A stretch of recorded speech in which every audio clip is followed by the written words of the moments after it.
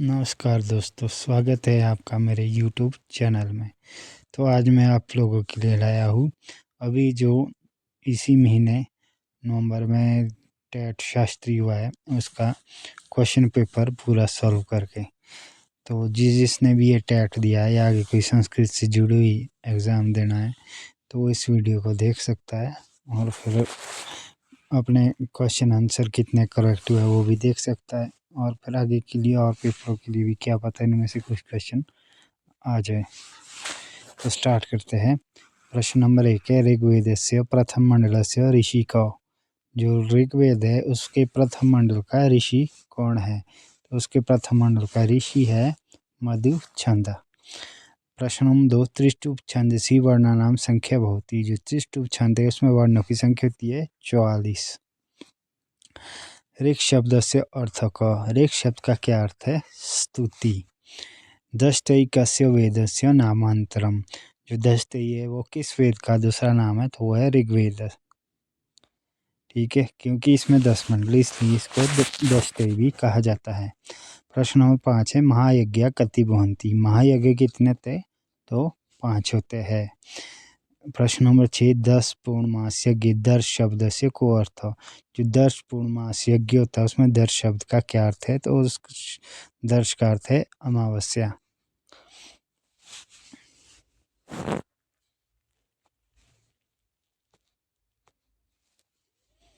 और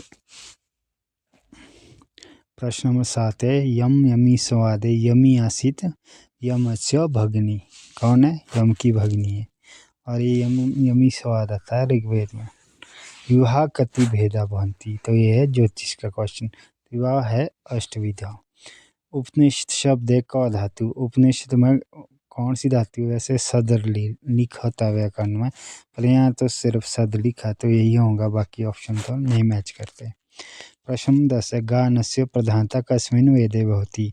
गान की प्रधानता किस वेद में है? तो ये है सामवेद में।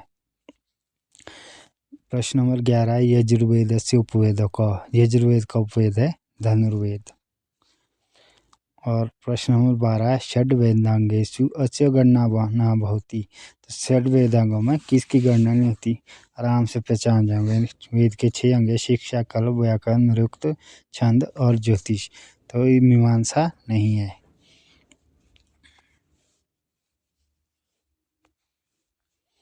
और प्रश्न नंबर 13 है, कति भाव विकारा भवन्ति। कितने भाव विकार है? तो 6, अस्ति, जायते, विपरिणमते वगैरह जो भी है वो 6 है। प्रश्न नंबर 14, यज्ञ काल निर्णयार्थम कस्य वेदांगस्य उपयोग भवति।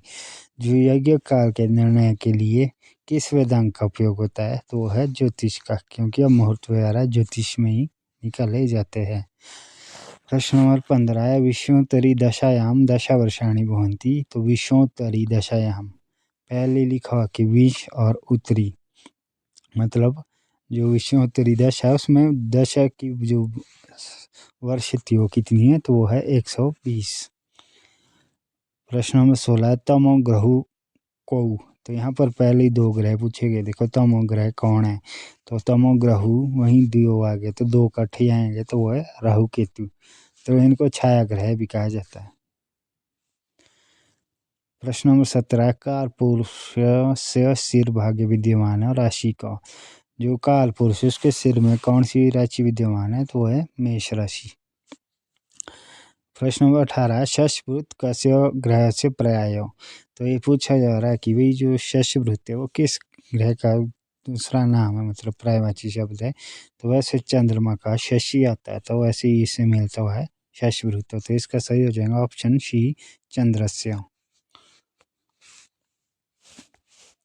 अब प्रश्न नंबर 19, त्रिकोण भाव संज्ञा का भाव विद्यते। त्रिकोण भाव संज्ञा किस किस की होती है? तो होती है 2 और 7 की।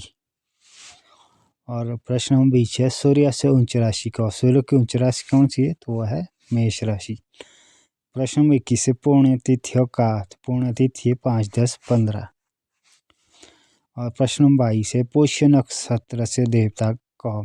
जो पुष्य नक्षत्र है उसका देवता का तो कौन है? तो इसका मतलब है जो पुष्य नक्षत्र है वो 2 चीज़ों के लिए जाना जाता है। एक है ज्ञान के लिए, विद्या ग्रहण करने के लिए, दूसरा यात्रा के लिए। तो अब ज्ञान का जो देवता है वो है बृहस्पति, तो इसलिए इसका हो जाएगा ऑप्शन है सही, बृहस्पति।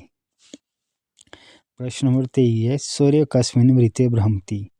तो ये सूर्य जो किस वृत्त में भ्रमण करता है, घूमता है, तो क्रांति वृत्त में, क्योंकि अब उसमें रोशनी है, तो रोशनी में ही रहेगा वो, अंधेरे में तो नहीं, तो क्रांति वृत्ते।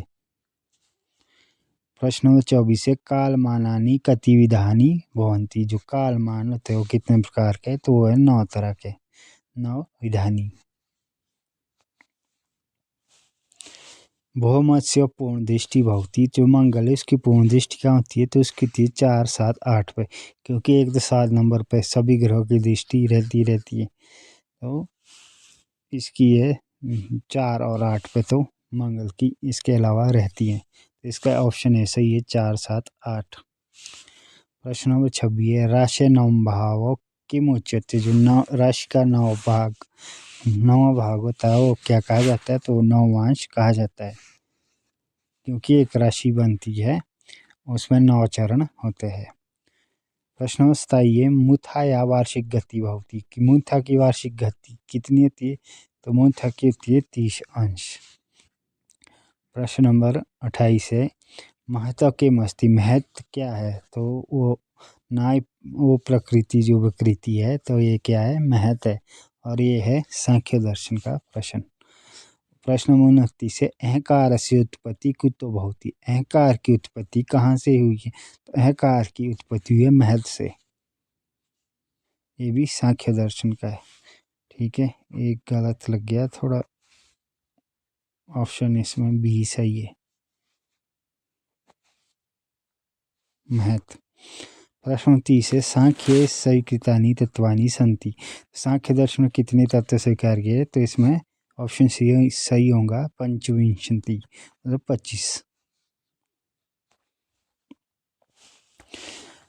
प्रश्न नंबर 31 है, अनुबंध चतुष्टय न गण्यते। जो अनुबंध चतुष्टय उसमें कौन नहीं गिना जाता है, तो उसमें चितान्यम नहीं गिना जाता, बाकी संबंध विषय प्रयोजन ये सारे होते हैं, तो इसका ऑप्शन भी सही है। प्रश्न नंबर 32 है, उत्क्षेपणम कस्य प्रकार है। तो उत्क्षेपण किस प्रकार के, तो ये इसमें तर्क संग्रह में दिया गया है, ये किसका कर्म है, कर्म का एक क्या है, 5 प्रकार के कर्म है, ठीक है। प्रश्न नंबर 33 है, उपमिति नाम। उपमिति किसका नाम है, तो संज्ञा संगी संबंध ज्ञानम। जो संज्ञा और संगी का संबंध ज्ञान है उसको उपमिति कहा जाता है। तो प्रश्न नंबर 34 है, प्रमाया करणम। के प्रमाया का करण क्या है, तो वो है प्रमाणम, ठीक है। प्रमाया एक तो ऐसा भी है कि कारण क्या है, प्रमाया कारणम अनुमानम। प्रमाया यहाँ कारणम पूछा गया, तो वो है प्रमाणम। प्रश्न नंबर 35, संस्कार मात्र जनकम ज्ञानम भवती। तो संस्कार मात्र से जो ज्ञान उत्पन्न होता है उसको कहते हैं स्मृति, ठीक है। आपने वो पढ़ा होगा कुमार संभवम, तो उसमें भी कहा गया है कि जो माता पार्वती थी, तो उनका जो पिछला जन्म था, जैसे जैसे उनकी उम्र बढ़ती गई उनको पिछले जन्मों के वो संस्कार याद आते गए, मतलब जो पिछले जन्म में वो सती माता के रूप में थी। प्रश्न नंबर 36, न्याय दर्शन से कर्ता कौन। तो न्याय दर्शन का कर्ता कौन है, तो इसके कर्ता है गौतम, ठीक है। प्रश्न नंबर 37, अर्थ संग्रह से प्रणेता कौन। जो अर्थ संग्रह है उसका प्रणेता कौन है, मतलब जिसने उसको बनाया है, तो वो है लोगाक्षी भास्कर। प्रश्न नंबर 38 है, चोदना लक्षण अर्थ हो। कस्य लक्षणम, तो ये किसका लक्षण है, ये है धर्म का। प्रश्न नंबर 39 है, शेश्वरम दर्शनम अस्ति। तो जो ईश्वर वाला दर्शन है वो कौन सा, तो योग है, क्योंकि इसमें प्रणव वाचक है, तो वो ईश्वर का ही वाचक है, और मतलब वो परमात्मा को मानते हैं, बाकी परमात्मा को, ईश्वर को नहीं मानते हैं, उनके हिसाब से प्रकृति ही भगवान है। प्रश्न नंबर 40 है, योग दर्शन से भाष्यकार को। तो योग दर्शन का जो भाष्यकार है वो कौन है, वो है महर्षि पतंजलि। प्रश्न नंबर 41 है, योगस्य कति अंगानि सन्ति। तो कई जगह पढ़ा भी होगा आपने कि योग के कितने अंग होते हैं, तो अष्टांग योग वगैरह इस तरह के शब्द आते हैं, तो योग 8 तरह का होता है। प्रश्न नंबर 42 तस्य वाचक कः। अब तस्य मतलब योग का वाचक कौन है? तो योग का वाचक है प्रणव। आपने देखा होगा जहाँ योग होता है वहाँ ओम लिखा रहता है, ओम ओम बोलते रहते हैं वो लोग। प्रश्न नंबर 43 है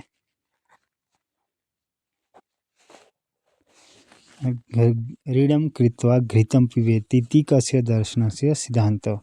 कि ये किस दर्शन का सिद्धांत है? तो ये दर्शन का चारवाक दर्शन। कहते हैं ना वो कि भाई ऋण करके घी पीते जाओ, कोई जन्म नहीं होता, कोई आत्मा नहीं है, कोई दिक्कत नहीं है, बस खाओ पियो ऐश करो। तो इस तरह का दर्शन है वह चारवाक दर्शन। प्रश्न नंबर 44 है क्षण भंगवादस्य सिद्धांत अस्ति। तो जो क्षण भंगवाद का सिद्धांत किस दर्शन का है?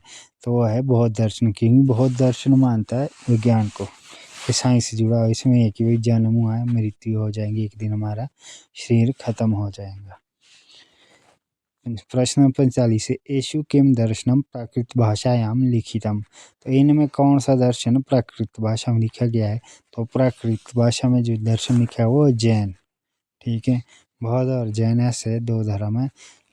बौद्ध पाली भाषा में लिखा गया और जैन प्राकृत भाषा में। प्रश्न नंबर 46 है वर्णा नाम अतिशयित निधि उच्यते। तो क्या है वर्णों का जो अति समीप तक थी वो कहा जाता है संयोग। ये संधि का प्रश्न है। क्तौक चौथु इत्यन्य का संज्ञा होती। क्तौक चौथी कौन सी संज्ञा होती? तो इसकी थी निष्ठा संज्ञा। सूत्र भी इसका पढ़ा होगा। क्तौक चौथु निष्ठायाम। प्रश्न 48 से अंतस्तेषु को ध्वनि न गण्यते।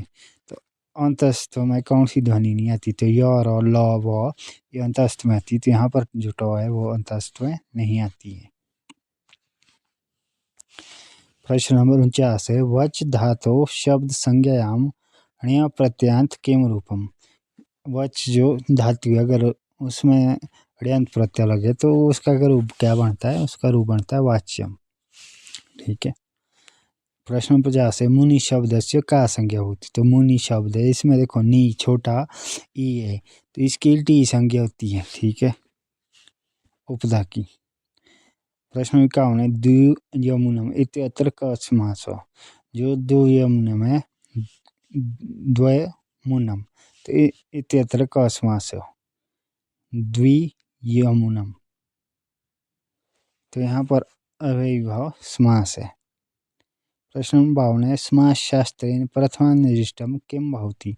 जो समास शास्त्र है उसमें प्रथमानिष्ट क्या होता है? तो उपसर्जनम। इसका भी सूत्र है प्रथमानिष्टम उपसर्जनम। प्रश्न नंबर 53 ग्रामम गच्छन् तृणं स्पृशति इत्यत्र द्वितीय विधायकम सूत्रम किम। की तो इसमें कौन सा द्वितीय विधायक सूत्र? कर्तरि-रीप्सितम कर्म। ठीक है।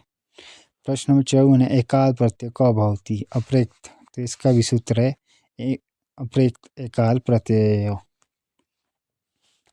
प्रश्न नंबर 55 है प्रायण पूर्व पदार्थ का समास हो।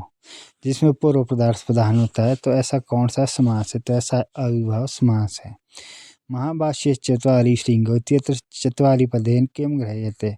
अब महाभाष्य है तो महाभाष्य तो देखो ना ये विद्यास अभ्यास का लाएगा ना चारों वेदों का कोई लेना देना। मतलब महाभाष्य लिखा गया व्याकरण में तो इससे व्याकरण से जुड़ी चीजें आएंगी। तो इसका है नाम आख्यात उपसर्ग निम्बाताश्च। प्रश्न स्थावने कृत तदित समासाश्च अनेन सूत्रेण का संज्ञा भवति। तो इससे होती है प्रातिपदिक संज्ञा।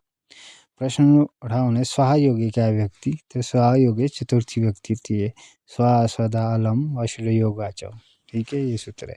प्रश्न 59 विष्णु इमो अत्र का संज्ञा वर्तते। तो यहाँ होती है प्रयोज्य संज्ञा।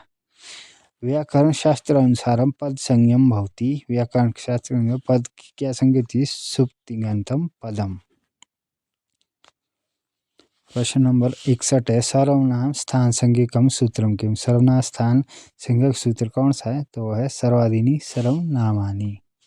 तो यहाँ पर इसमें आपने कंफ्यूज नहीं होना। चलो सी हट गया, बी और डी मिलते जुलते बट एक है।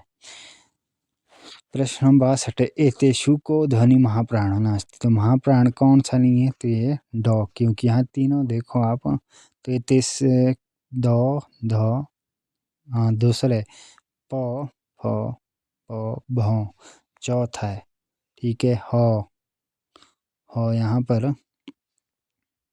ये भी ह पहला है, तो यहाँ पर जो ड है, ट ठ ड ढ, ये पांचवा है, तो ये नहीं है। प्रश्न नंबर 63 है, नदी संज्ञकम शब्दम नास्ति। नदी संज्ञक शब्द कौन सा नहीं है? तो नदी संज्ञक शब्द वधु नहीं है। नदी हो गया, ठीक है, मिलता है। ई है, सरित हो गया, बहुश्रेषी हो गया, मतलब अलग है, सब वधु है, तो वधु नदी संज्ञक नहीं है। ध्रुवम अपाय अपादानम। प्रश्न नंबर 65, श्री इत्यत्र कस्मिन् अर्थे प्रथम होती है। अब इसमें किस अर्थ में प्रथम होती? तो यहाँ पर सारे देखो प्रतिपद है, परिमाण है, वचन पर श्री देखो कहाँ लगता है, लिंग में लगता है, जैसे श्रीमान, श्रीमती, तो ये लिंग मात्र है। प्रश्न नंबर 66 है, भू धातु लुंग लकार है, प्रथम पुरुष एक वचन किम भवती। तो यहाँ लुंग लकार पूछा हुआ है, ठीक है, तो ये बना था अभूत, क्योंकि इसमें ओ लगना है। अभूष्यत लिंग लकार का है।